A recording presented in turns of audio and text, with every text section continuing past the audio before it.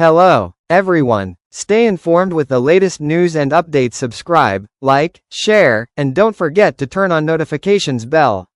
What we know: conflict enters fourth day. Israel and Iran have begun a new round of attacks, as the conflict between the two heavily armed rivals enters its fourth day.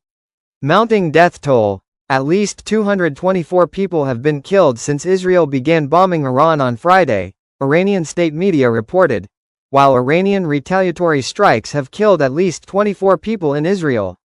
Senior Iranians killed. Israeli airstrikes have wiped out much of Supreme Leader Ayatollah Ali Khamenei's inner circle. Israeli warning. Israeli Defense Minister Israel Katz accused Tehran of targeting Israeli civilians and said, "Residents of Iran will pay the price." Iranian execution. Iran has executed a man convicted of spying for Israel's Mossad intelligence agency, Iran's semi-official Fars news agency reported. Iran holds funeral for personnel killed in Israeli attacks. A funeral ceremony for 23 military personnel who were killed in Israeli attacks took place at the Valley of Mercy Martyrs Cemetery in Tabriz, Iran, today. The ceremony, which was closed to the public for security reasons, was attended only by the families of the soldiers who lost their lives. Netanyahu says conflict could lead to regime change in Iran. Chantal da Silva. Israeli Prime Minister Benjamin Netanyahu has suggested regime change in Iran could be a possible outcome of Israel's military attacks on the country. Netanyahu made the comments during an interview with Fox News aired yesterday, saying Israel would do whatever was necessary to remove the existential threat posed by Iran.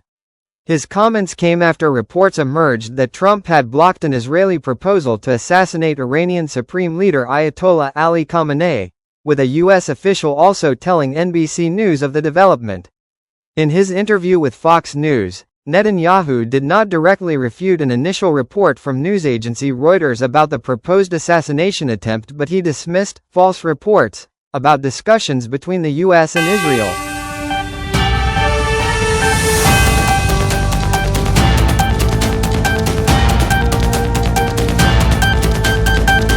IAEA will not stand idly through Israel and Iran conflict, official says.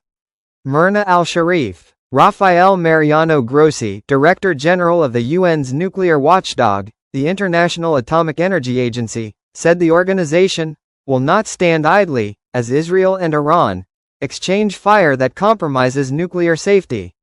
This is the second time in 3 years that two IAEA member states engage in conflict where nuclear installations are coming under fire, Grossi said in remarks today.